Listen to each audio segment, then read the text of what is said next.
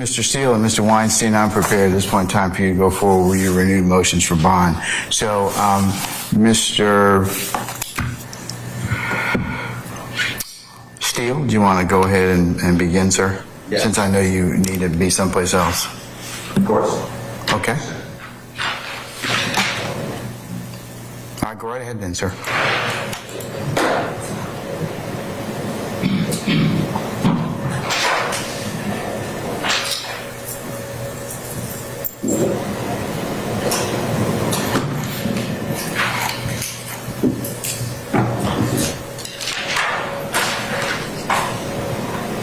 Good morning, Your Honor, Madam Prosecutors, Mr. Prosecutor, all the lawyers here on behalf of the other people, on behalf of Mr. Jeffrey Williams, Mr. Adams and I would like the court to reconsider its denial on 2 previous occasions of bail. We filed this motion on April 24th, 2023, and we allege that Mr.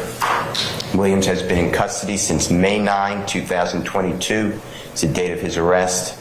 As the court previously heard, and if you need me to go over it, I will, but I'm assuming that this honorable court remembers the previous bond hearings and all the witnesses and exhibits that we placed before the court. I do, sir.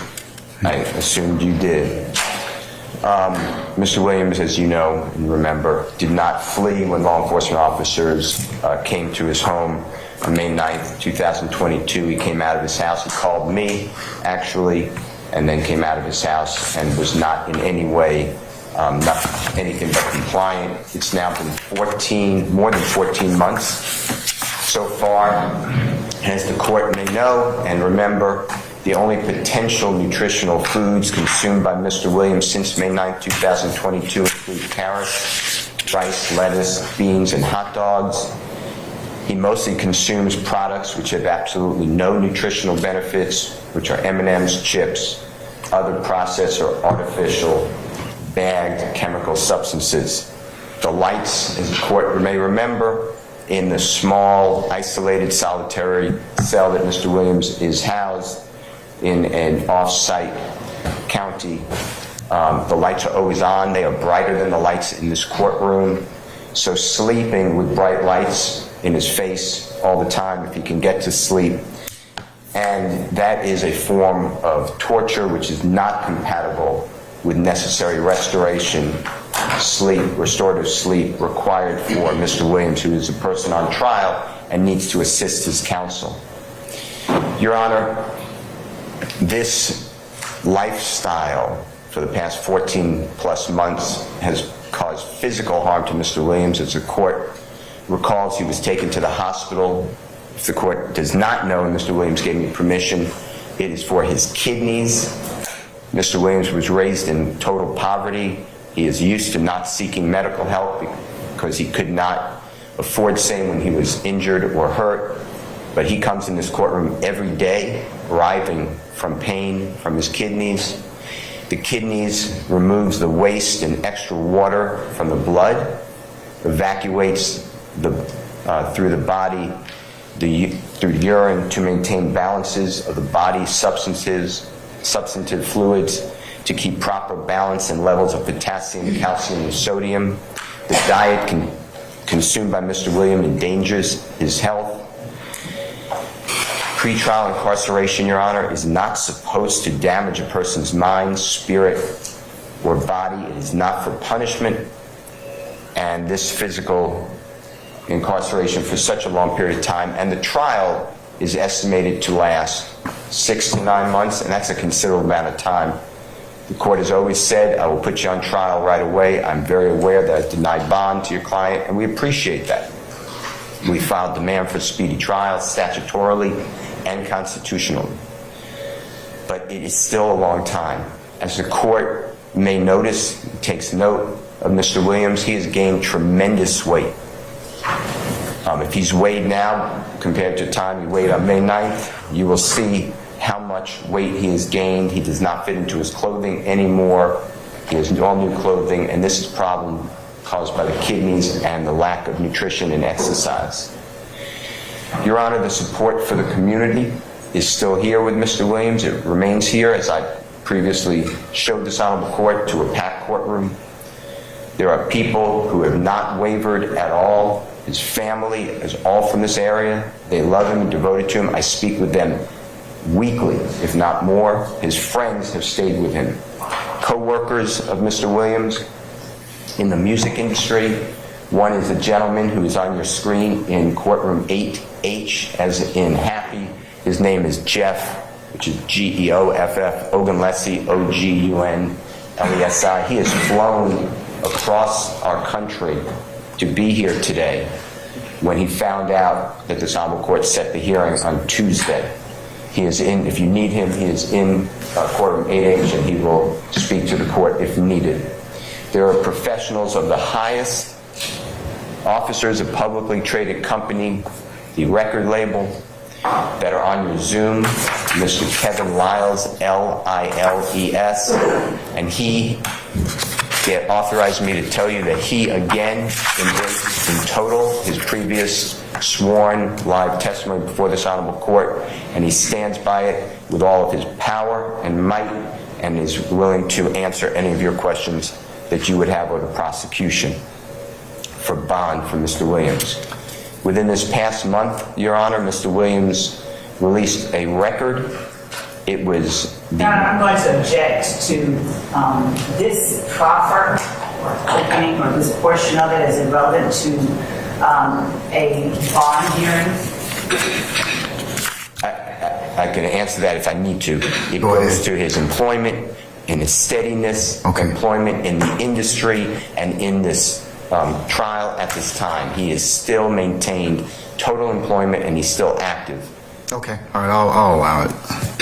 He is the number, that record, Your Honor, became the #1 rap record in Objection, Your Honor, if I may finish my objection to as to What's the basis? Relevance?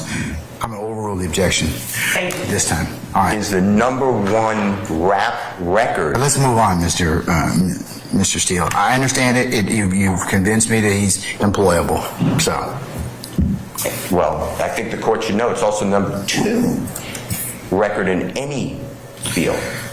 And I think that that's important for the court to realize there's no risk of violating condition of bond. This gentleman is an accomplished superstar in music, and I think that should weigh heavily that he would not jeopardize that by violating any condition of bond. Your Honor, America's justice system is built on the presumption that bail should be granted if there are any conditions that can be factored to ensure that the community is safe, the person does not pose a danger to the community, witnesses will not be intimidated, there will be no obstruction of justice, the person will not, in this case Mr. Williams, will not commit a felony or any crime, it says felony, but any crime while out on bond, and that Mr. Williams will appear in court.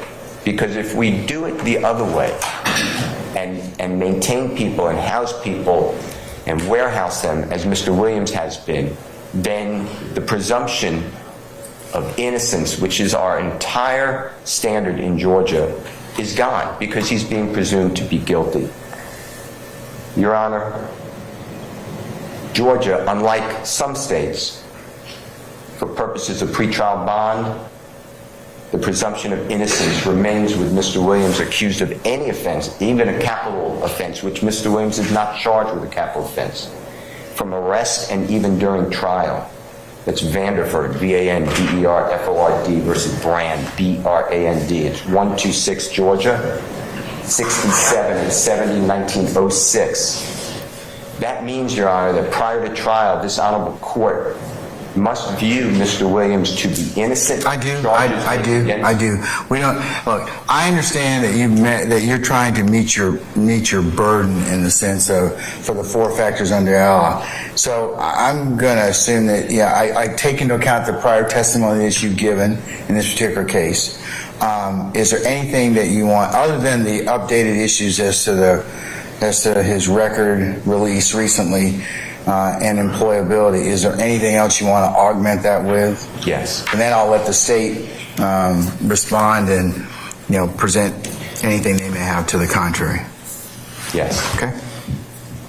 I have seen, and I've been here for every bond hearing except one, Mr. Miles Farley. I was not present for that. And I've seen this honorable court deny every person's bond who's in this indictment.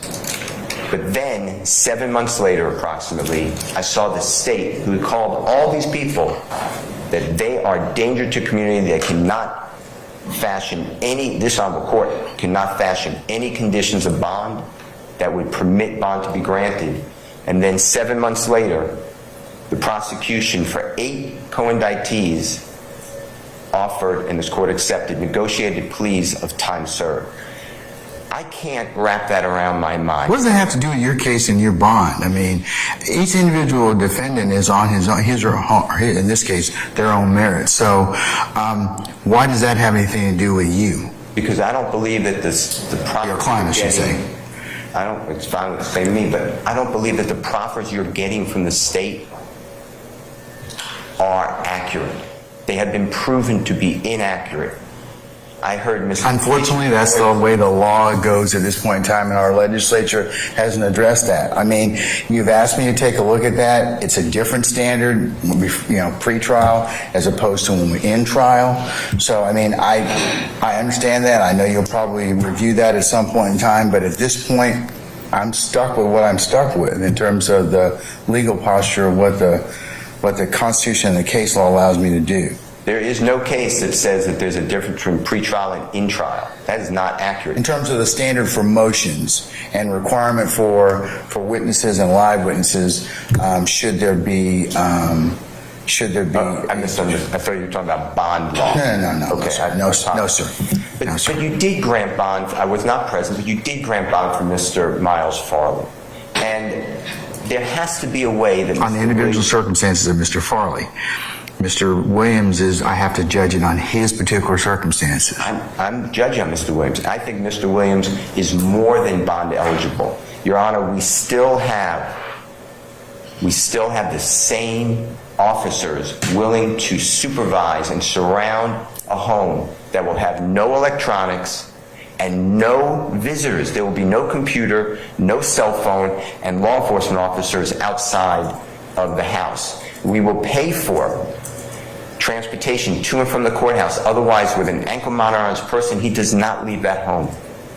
Mr. Adams and I and our other co-workers would request to meet with Mr. Williams inside that home on weekends and at nights. But other than us, nobody comes in. We can leave our electronics outside and bring paper copies because that's what I do at the outside jail anyway with Mr. Williams. Now, sometimes they do let me come in with my iPad to share discovery with Mr. Williams. I have to ask special permission, and I can do that through the court.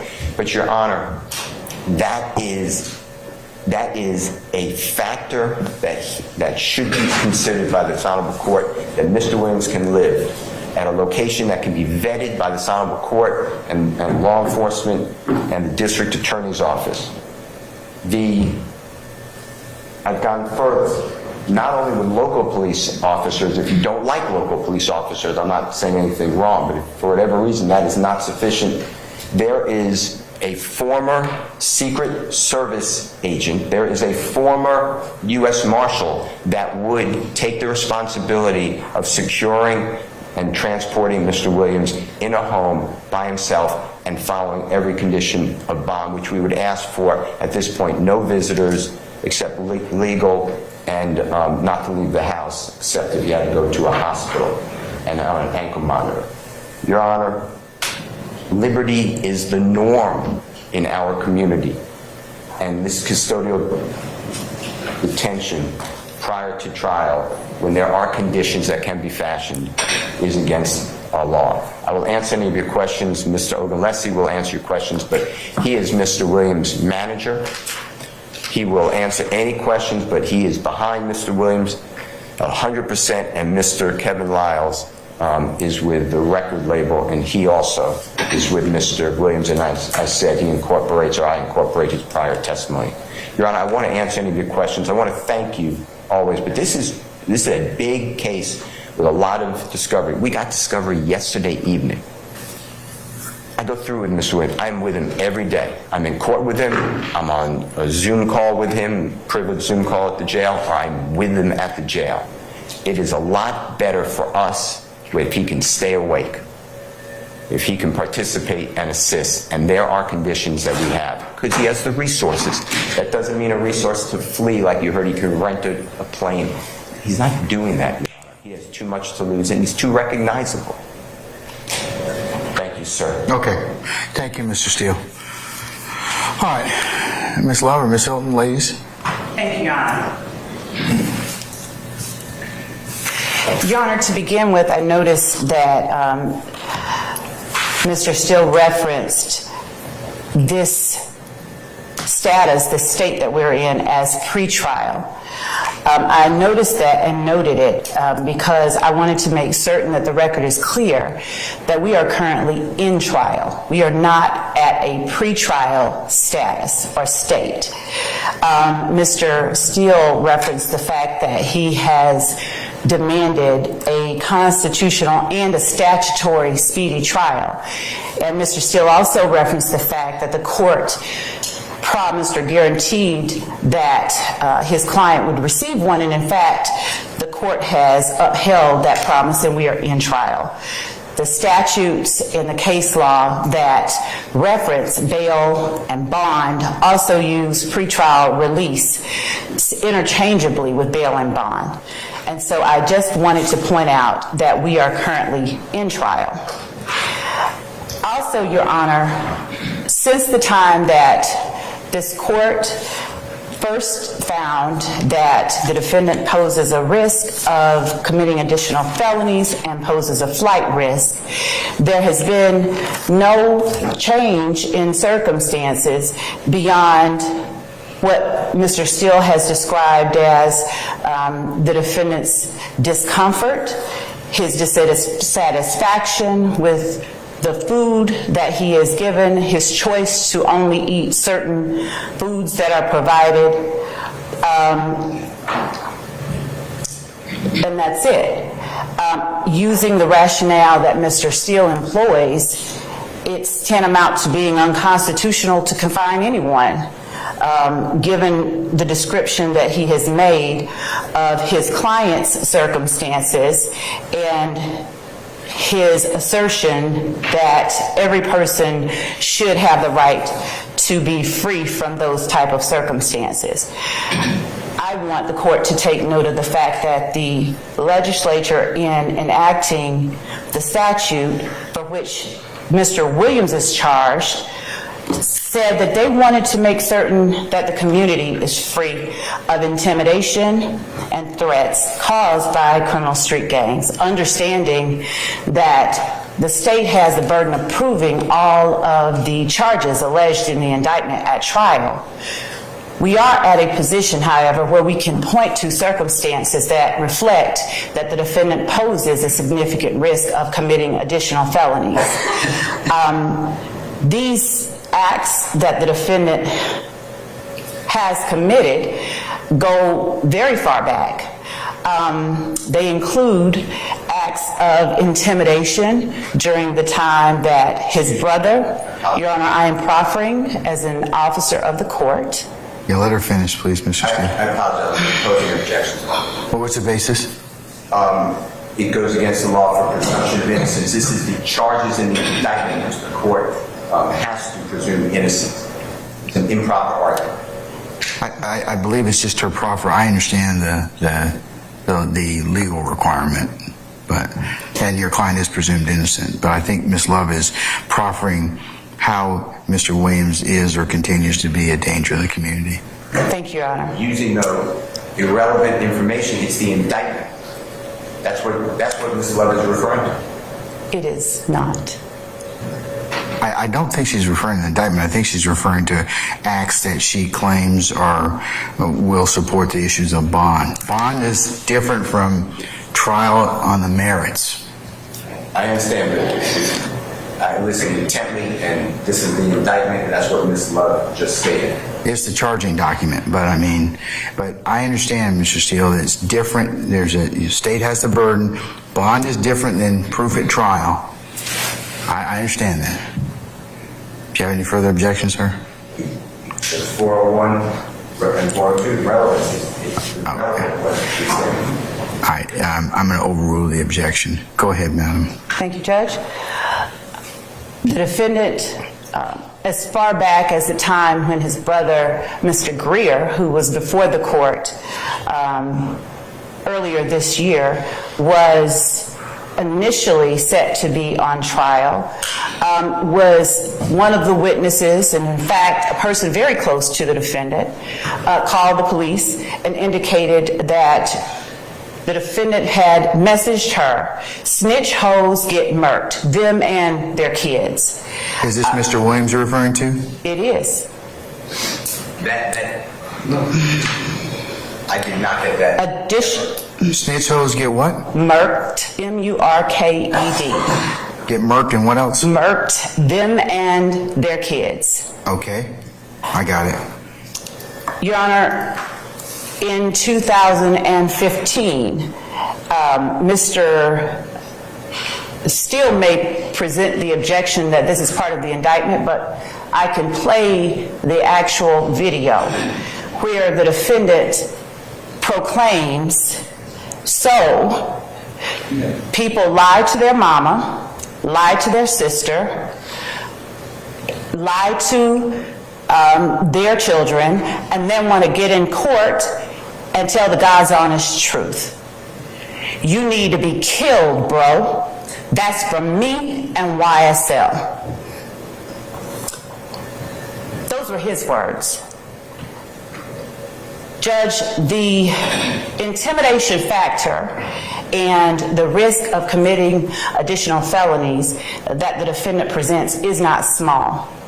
I know that you have heard proffers from prior prosecutors and you've heard evidence in previous bail hearings regarding witnesses' representations as it relates to this defendant. I can state, having experienced them myself, that the witnesses have expressed extreme reluctance. One said, with fear in his voice, "He's different now. He's not the same. He moves like a man with millions of dollars behind his name." And in fact, the circumstances presented to you by Mr. Steele in both this hearing and in previous hearings reflect a similar sentiment.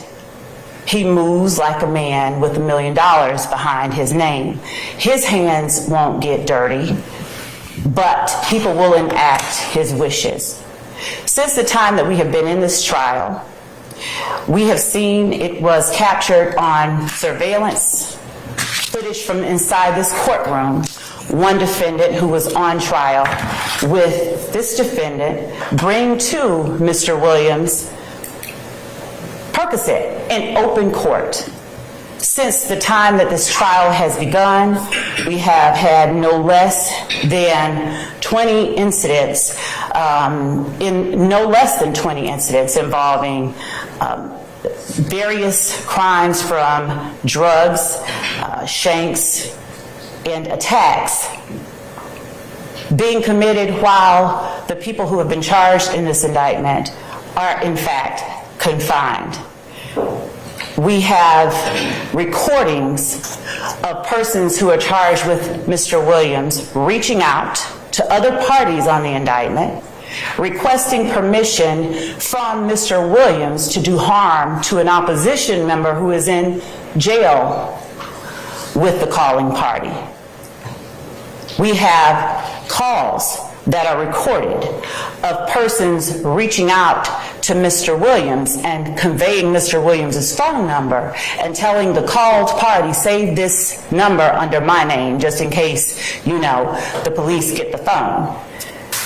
Everyone inside and who is associated with YSL knows who they need to keep the hands clean for, because Mr. Williams is the money that attracts the action and the willingness to act. When the shooting occurred that is referenced in the indictment of the bus for which Jimmy Winfrey was later convicted, it occurred at the same time that Mr. Williams was on stage in the other artist's hometown getting a not so receptive reaction from the audience. Your Honor, in 2015, of course, the court is aware that the state alleges that Mr. Donovan Thomas was killed as a result of conflict with opposition members, and that the vehicle, we do and can state that witnesses state that the vehicle that was used was one rented by Mr. Williams. We have proffers from persons who have pled, who have said that Mr. Williams then gave everyone money to get out of town that same night. In 2015, understanding that this particular evidence won't be used at trial, much like hearsay is inadmissible, but in 2015, Mr. Williams is found with guns and drugs inside his home, one of them purchased through a straw purchase. You would think, after being arrested for that in 2022, he wouldn't have a cache of drugs inside his kitchen, a whole drug store, in fact, inside his kitchen. But not only does he have that, he has guns that have been modified with switches to make them automatic and other firearms inside his home. The person who is listed on the indictment, Mr. Jamari Holmes, as a victim of murder and for which Rodelius Ryan and Damone Blaylock were convicted, those persons, after the killing, placed on social media something akin to slime over hose. In 2022, after two persons who are friends with this defendant are gunned down and killed, the same day or a day after, a picture is posted with Mr. Chamel drinks by Kelvin Watts. And the picture has a zipper face over it and two black shells underneath. A day or two later, Chamel drinks is gunned down. The defendant is charged with being a leader of YSL. The legislature made a point of carving out a separate and additional statute for one who is the leader. Because though the leader may be the one that associates want to keep the hands clean for, they are the ones with the most influence. Jurors have come in and expressed or have shown themselves to be unwilling to be truthful out of fear. Witnesses are afraid and intimidated. No, but the jurors, and the witnesses, the only ones I can listen to in terms of proffer what you're telling me at this point in time that you've actually interviewed. So yes, I'll make that clear. Thank you. All right. Your Honor, even after, again, being arrested and having been found with drugs and guns in his home, the defendant in DeKalb County is stopped and found with drugs and guns.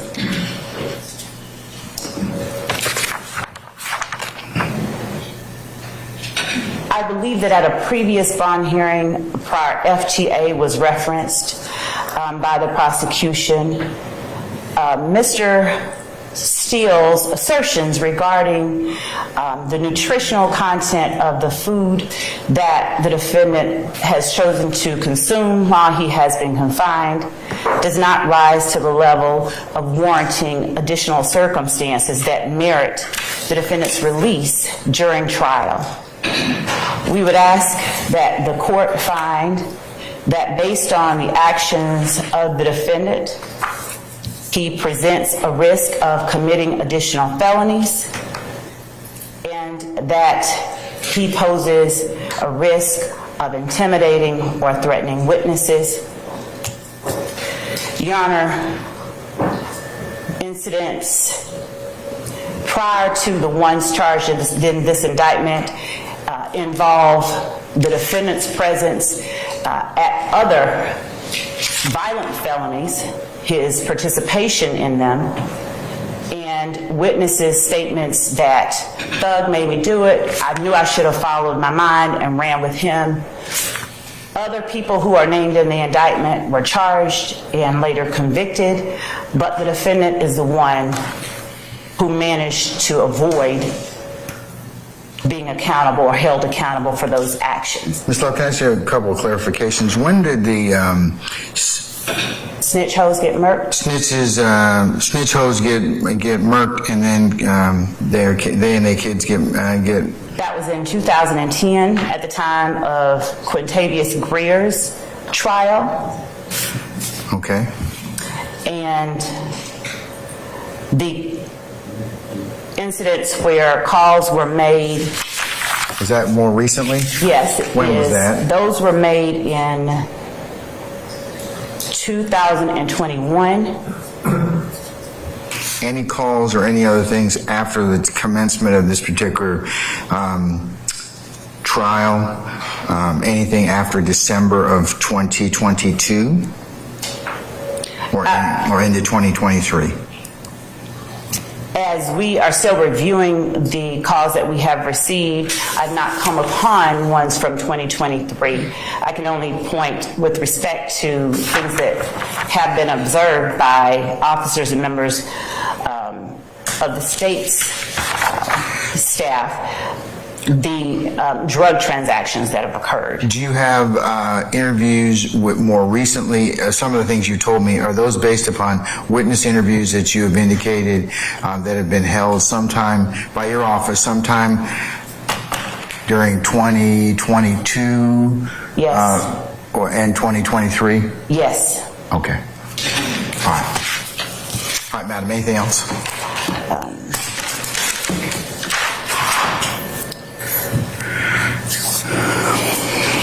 Not at this time, Your Honor. Okay. Thank you. All right.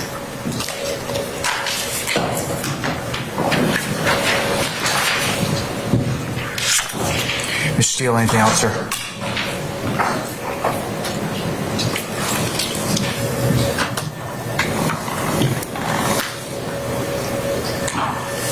Your Honor, I reject the proffer. I would ask you to order the prosecution to hand to the court and to Mr. Williams' counsel, snitch hoes get murked, then their kids in 2010. That did not happen.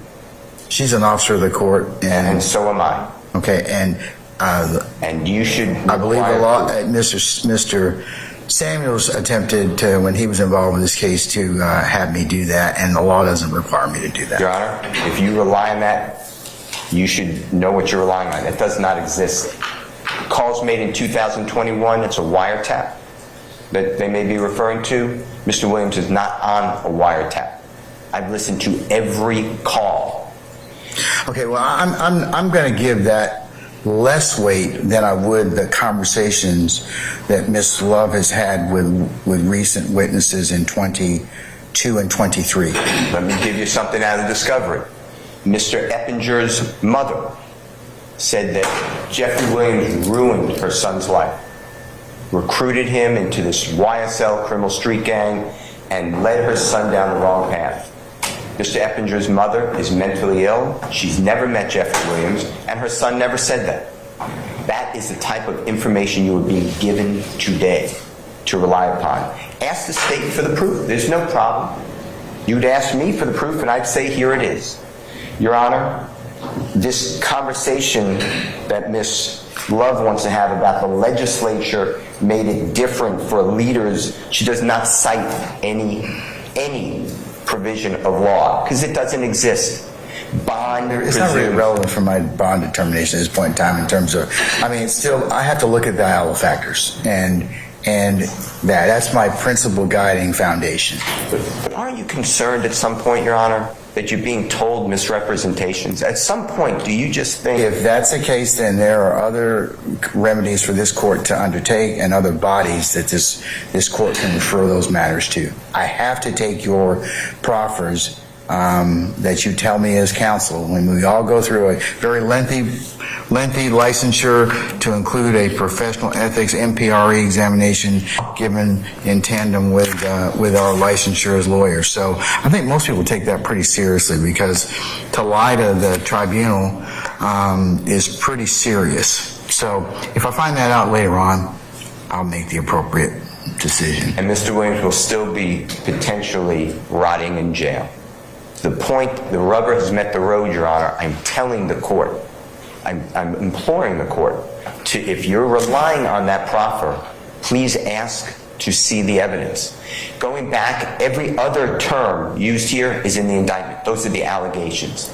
The state wants to turn it upside down and say, well, just presume that this happened. Presume now a search that was illegal. Let's presume that as well. The failure to appear, what they didn't tell you was there was no notice given. It was a speeding ticket that got dismissed. That's the failure to appear. Your Honor, you are being given information that is not appropriate. I'm telling the court that Mr. Williams, I would not come before the court. It's the third time. Mr. Williams can have a bond with whatever conditions the court needs. It will just be the right thing to do under law, under IALA, which is AYALA. I'll answer any of the other questions, but the tour bus, Mr. Williams was, Mr. Love rather, put Mr. Williams in that. Mr. Williams was out of state. He was not charged in Cobb County, and there's a memo from the Cobb County District Attorney. He's now a Superior Court judge, the Honorable then District Attorney Reynolds, saying there is not enough evidence to charge Mr. Williams in any crime involving the tour bus shooting that involved a gentleman who performs under the name Little Wayne. That's what you're being told, though, today, that somehow Mr. Williams was involved. And I'm telling you different. All right, sir. Thank you.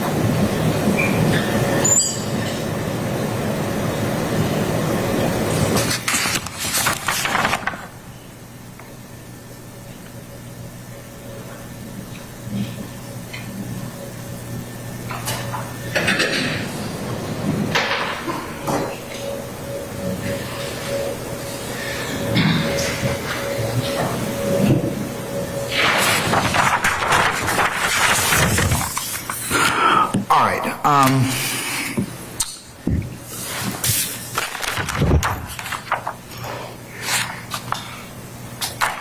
Ayala versus the state, or pursuant to Ayala versus the state decision by the Supreme Court of Georgia and its progeny going forward, decided February the 5th of 1993, cited at 262 Georgia 704. It's still our seminal case in Georgia in regards to the nature of bond.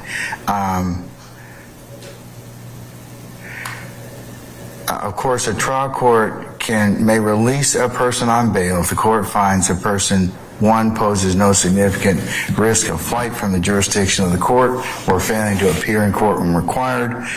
Two, poses no significant threat or danger to any person, to the community, or property in the community. Three, poses no significant risk of committing any felony pending trial.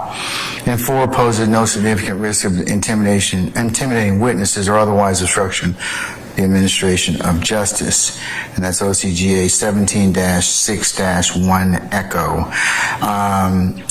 It requires the trial court to explain its reasons for the denial of bond to assist in appellate review. That's Lane at 247 Georgia at 389. Granting or denial of bail will not be set aside unless there's a manifest and flagrant abuse of discretion, and that's a very old case, Jernigan versus the state, 118 Georgia 307 pinpoint 308 1903. Ayala requires, and we all know this, and this has been stated in earlier hearings, that the defendant has the burden of coming forward initially with evidence to show that he or she poses, no significant risk of fleeing, threatening the community, committing another crime, or intimidating witness. This burden of production means that the person charged with murder must present evidence of the bond hearing on the factors that indicate roots in the community, which Mr. Williams has done on prior occasions. These factors include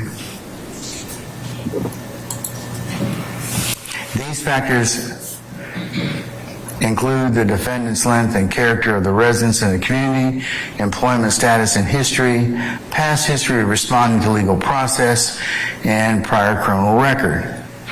Court cites Lane 247 Georgia at 388. Once the defendant meets the burden of production, the estate may present evidence to rebut it, and then the court goes on to say that this is proper to place the burden of production on the defendant.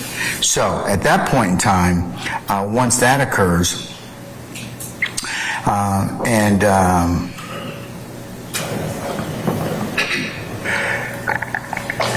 to protect the presumption of innocence, Ayala goes on to say the state has the burden of persuasion in convincing the Superior Court that the defendant is not entitled to pretrial release. This requirement means the state has the burden of proving by preponderance of the evidence that the trial court should deny bail either to secure the defendant's appearance in court or to protect the community. Depending on the quality of the defendant's evidence, the state may not need to present any evidence to carry its burden of persuasion. So I have determined in this case that Mr. Williams has in fact met the preliminary standards to show that he has ties to the community and roots in the community. And I find that his employment status and history are sufficient. The thing that still troubles the court and that's been presented to the state by the state in this particular continued proffer is that one of the factors I'm supposed to consider or decide is whether or not Mr. Williams poses significant risk of intimidation or threatening of witnesses in particular. The state's proffer of recent conversations and interviews with witnesses in this case, attributing conduct to Mr. Williams, asking for permission to harm others. The court finds that that would make him and pose a significant risk to the community. For that reason, I'm going to continue to deny bond at this time. That's my ruling. Okay. All right, Mr. Weinstein? Your Honor, as is customary in my role, could we take a brief comfort break at this time? Yes, we can, sir. All right, we'll be in recess. Mr. Steele, just so you may release yourself at any point in time to Judge Ingram, okay? Thank you. All right, thank you, sir. We'll be in recess 10 minutes.